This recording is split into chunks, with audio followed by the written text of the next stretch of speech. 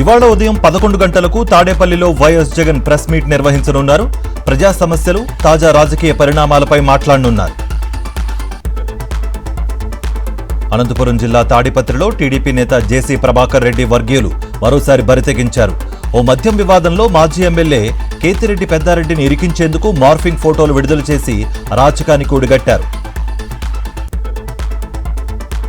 CM Revanth Reddy విదేశీ పర్యటనకు బయలుదేరారు. ఈ నెల 30 వరకు బ్రిటన్, అమెరికాలో పర్యటించనున్నారు.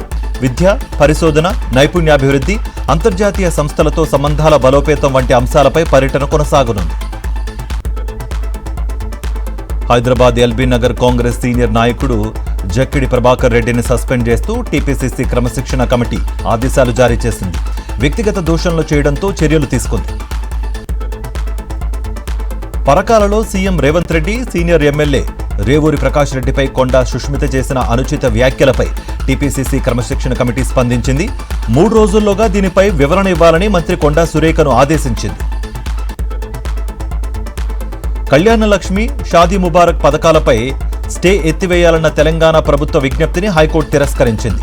పథకాల చట్టబద్ధత, ప్రజాధనం వినియోగంపై ఇవాళ మధ్యాహ్నం మరోసారి విచారణ చేపట్టనుంది.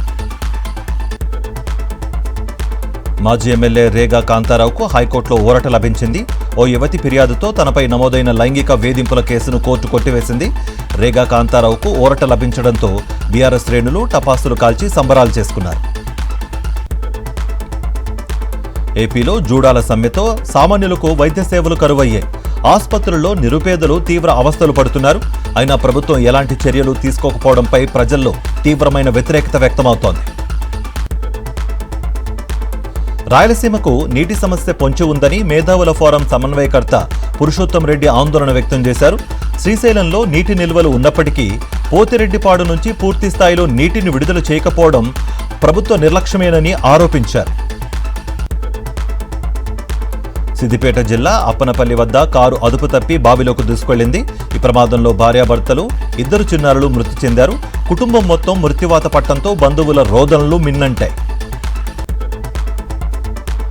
హైదరాబాద్ నల్లకుంట్లలో టిప్పర్ అదుపు తప్పి ఫుట్పాత్ పైకి దూసుకెళ్లింది. ఆ సమయంలో ఓ వ్యక్తి త్రుటిలో ప్రమాదం నుంచి తప్పించుకున్నాడు. డ్రైవర్ మద్యం సేవించి ఉన్నాడని స్థానికులు అనుమానిస్తున్నారు. అరుదైన జన్యులోప వ్యాధితో బాధపడుతోన్న తూర్పుగోదావరి జిల్లా దుప్పలపూడికి చెందిన 18 ఏళ్ల బాలిక శశిభవ్యత పట్ల సినీ నటుడు రామ్ పోతినేని మానవత్వం చాటారు. ఆమె పరిస్థితి వైరల్ కావడంతో వీడియో కాల్లో మాట్లాడి భరోసానిచ్చారు. కర్నూలు జిల్లా మంత్రాలయం మండల కేంద్రంలో వరుస దొంగతనాల ఆందోళన కలిగిస్తున్నాయి. తాజాగా ఓ ఇంట్లోకి ప్రవేశించిన దొంగలు బంగారం, నగదు ఎత్తుకెళ్లారు. కృష్ణా జిల్లా పామరు జాలయ్య మిల్ ఫ్లైఓవర్పై రోడ్డు ప్రమాదం జరిగింది. కారును లారీ ఢీకొట్టి ఆపకుండా వెళ్లిపోయింది. ప్రమాదం నుంచి ప్రయాణికులు స్వల్ప గాయాలతో బయటపడ్డారు. చెన్నై వేదికగా ఇవాళ దక్షిణాది రాష్ట్రాల సీఎంల కీలక సదస్సు జరగనుంది. కేంద్ర హోంమంత్రి అమిత్ షా అధ్యక్షతన జరిగే ఈ సమావేశంలో ఆంధ్రప్రదేశ్ పునర్వ్యవస్థీకరణ చట్టం పరిధిలోని పెండింగ్ అంశాలు, రాష్ట్రాల మధ్య నీటి పంపిణీ, అంతర్రాష్ట్ర ప్రాజెక్టులపై చర్చించే ఛాన్స్ ఉంది. పాకిస్తాన్ మాజీ ప్రధాని ఇమ్రాన్ ఖాన్ను ఆయన కుటుంబ సభ్యులు 9 నెలల తర్వాత జైల్లో కలిశారు. ఇమ్రాన్ను ఆసుపత్రికి తరలించి వైద్య పరీక్షలు చేయాలని సుప్రీంకోర్టు ఆదేశించిన నేపథ్యంలో ఈ భేటీ జరిగింది.